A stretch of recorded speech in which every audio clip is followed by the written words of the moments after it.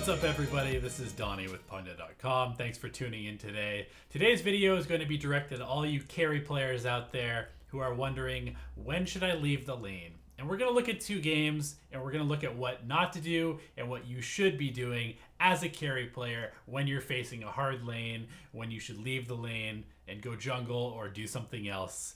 And this first example is a little... This first example that we're going to look at, we are going to take a look at the game just real quick. We have a Juggernaut here in the safe lane. A little background on this. This Juggernaut instantly picked the Juggernaut, I think, in the third pick in the game. And he and PA, who is over here in our off lane, both were moused over the safe lane, and they were fighting over who was getting to play the role. So I said, hey guys, I will support, I will play Ogre. Come to the off lane, we'll run an aggro try and make sure that our second carry can get some farm. So PA agreed to do that. We've got our PA and a Ricky who pulled, and I'm up here facing a Terrorblade and a Night Stalker. These lanes are obviously pretty wonky. They're running a dual off lane of Ancient Apparition and Venomancer, which is a pretty nasty lane for any single hero to deal with. Even multiple heroes to deal with, and so we opted to run a aggro try and shut down this Terrorblade, assuming that our Juggernaut would probably be able to, at least get some farm, sustain in lane with the healing ward, and our PA would get more heavily shut down if we just left her alone up top. I really don't like the fact that you started with a Quelling Blade. Probably should have gotten some more regen. I think it's totally fine if you know you're going to have a hard lane as a carry to show up to lane with 2 sets of tangos and a health pot and a stout shield and be fine with that. He probably should have put this ward up here so he can see what's going on. If you are a solo carry, you should probably buy yourself a ward if your supports don't give you one, and put it here where the offlaner or even the gankers, the roamers, tend to sit. So get some vision for yourself so you can actually see what's going on. Anyway, now he's getting a little bit of farm. He should probably just be pulling this. Essentially he is the offlaner in this game. And, while it is a hard lane, while he is a Juggernaut and he does need farm to do things, he actually can do pretty well because of his innate ability to sustain, and of the items that he has, he can actually, go jungle if he needs to at some point. And this is really what you should be doing as a carry when you either don't have support or you're facing a hard lane, is just trying to get as much as you can. Play it like you're in an off lane. Play it like you need to play safe, because you do. And so obviously this move is pretty terrible. This Terrorblade is still definitely getting shut down. We can see that the Jug and the Terrorblade are about even in CS, but our other two cores are doing quite well for themselves. And as we go on this Terrorblade and kill him for the second time, he's kind of in the same situation as this Juggernaut. He's not getting a whole lot of support, and he really can't lane against us because we've got this PA so far ahead. So this Juggernaut is just kind of sitting back here, like soaking experience. In this lane, admittedly, it's very difficult to lane against. He's got a bunch of slows, but he is under tower, and so he should get some CS, and he does.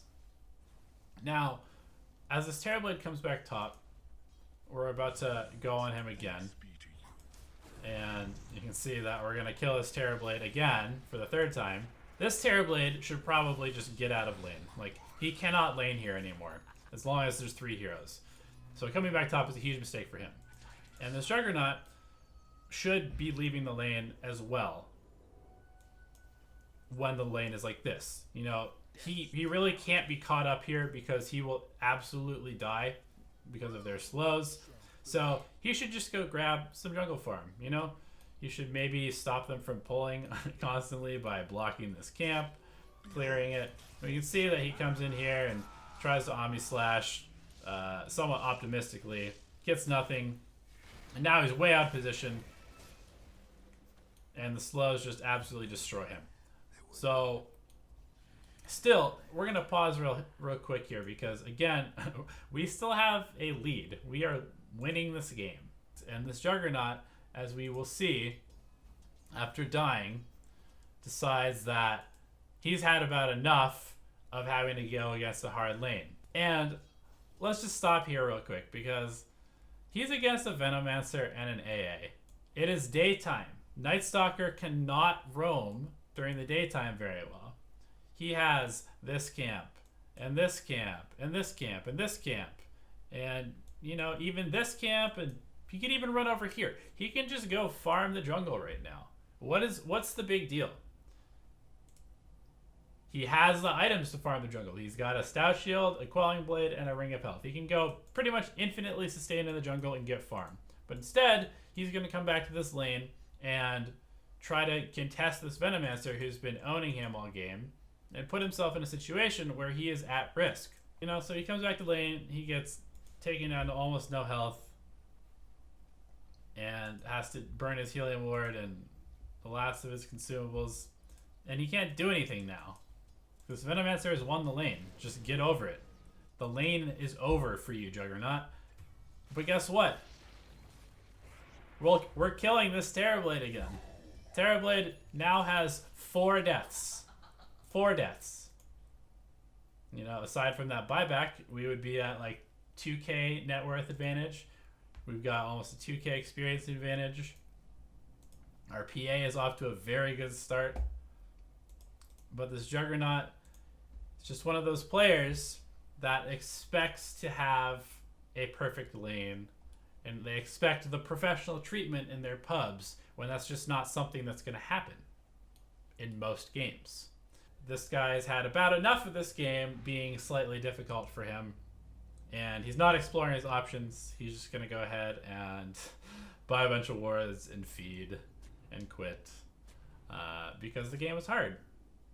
If this is your reaction to having a hard game and facing a hard lane, just don't play the game. Don't play Dota. Dota is a game that we all play. I know that you guys play this game because you enjoy the challenge of solving a problem, solving the game, and winning it because you are smart enough to overcome the challenges presented to you by the other players in the game. Now, this Juggernaut doesn't seem to be playing Dota for those reasons. So if you're not playing Dota for the creative problem-solving challenge, which is what Dota is, then why are you playing the game? What's the point? So I wanted to contrast that last replay that I showed you with what you can do as a carry and what I would recommend you do, something that I think will help you win a lot more games and deal with hard lanes.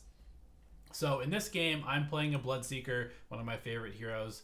It's fairly similar, though, to the same situation that we had before because I'm up against a Shadow Shaman and a Doom, and I'm not getting a whole lot of support down here, but I also have the ability to sustain. And I was trying some weird build where I went for a regen early because I wanted to have just some continual HP regeneration against this Doom, who I know is going to be trying to Infernal Blade me as often as possible, and I kind of don't like consumable regen against that kind of thing just because you run out and then Doom just runs you down and dooms you at level 6 and then you die. I know that I just need to get what I can out of this lane because we have this tri-lane up top against their Slark. So, and I also know that at the end of the game, I counter Slark. So it's fine. Even if Slark has a good lane, I still ultimately counter that hero. And speaking of that, in the last game we had a Juggernaut and a PA, and if you remember the lineup in the last game, there was a lot of magic damage. So once those two heroes, get BKB, PA, and Jug, they're going to be able to just absolutely destroy the late game. So that's fine. There was no reason for that Juggernaut to freak out. He has innate magic immunity. The PA is going to get a BKB. The magic damage is not a big deal, so who cares if those heroes have a good start? The most important thing is when you are facing a hard lane, whether you're an off lane or a mid carry, it doesn't matter. When you're facing a hard lane, generally speaking, that means that the other team is committing a lot of resources to completely screw you over. So what's the best way to not have that be beneficial to them is just to not feed these heroes. So you can see that at this point, you know, I've got pretty good CS. I've got the most CS in the game, aside from the Jungle and Nations Prophet. I'm keeping an eye on Doom's levels. I know that he's getting close to having Doom, and having played this matchup before, I know that once he does get Doom, all he really has to do is Inferno Blade me twice, throw the Doom on me, and then I die. And as soon as he hits 6, I'm just going to leave the lane because I don't want to be here. So he shows up, he hits 6, and even though I'm at full HP, you know, I only have 900 health. So I'm going to just kind of keep my distance. I'm not running up here to contest because I know he will Infernal Blade me.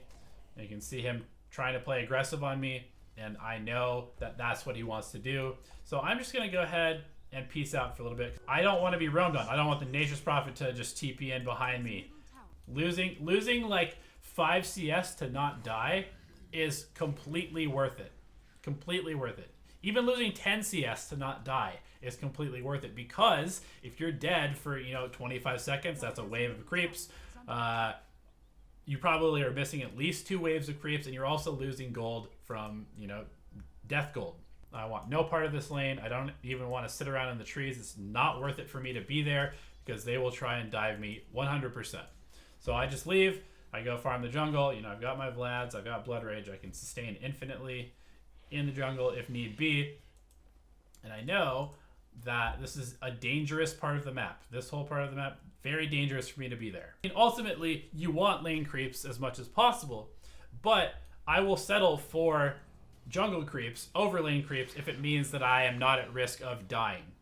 It's, again, not really safe for me to be here because there's a lot of lockdown and quite a bit of damage coming out from these two. So I'm just going to go ahead and, you know, go jungle some more.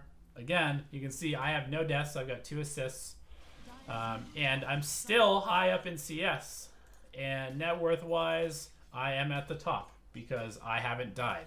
Because I've been playing safe and getting what I can. Anyway, you can see that this Doom and the Shadow Shaman have nothing because I didn't feed them. And I was able to just do whatever I wanted to once I avoided death in the early stages of the game.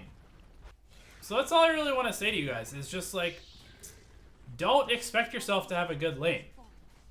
Like, you're not entitled to anything in this game. You're not entitled to anything in life, really. So don't just expect, because you've watched some pro games, that your supports are going to prioritize you as a carry in your pub games. They're going to play the game they want to play, and most of the time that's not going to involve you and your feelings. So take precautions. Play safely. Bring extra regen to the lane. Leave the lane and go jungle, for God's sakes, if it seems like it's dangerous. Buy yourselves wards. Do whatever it takes to stop feeding the offlane, and you will find you probably won't end up tilted if you take the game by the balls and control it yourself. That's it, guys. Stop expecting yourselves to have this picture-perfect game. You're not a professional player. Your teammates are not professional players. They're not going to play the game like it's a professional game. So stop feeling entitled to having this professional Dota game and just enjoy the fucking game. Play Dota to solve the challenges that are presented to you in the game that you are currently playing. And sometimes it's going to be a hard game, and sometimes you're going to even lose the game. That's what happens. It's a game. It's a competition. Figure it out. That's all I have to say. Good luck. Have fun, guys. I hope this helps. I hope it wins you some MMR. And I hope that you embrace the challenge that Dota presents and enjoy the challenge. And yeah, sometimes you're going to get frustrated. That's okay. Take a break. Do something else. Don't take out your frustration on your teammates. And don't be like Juggernaut. Peace.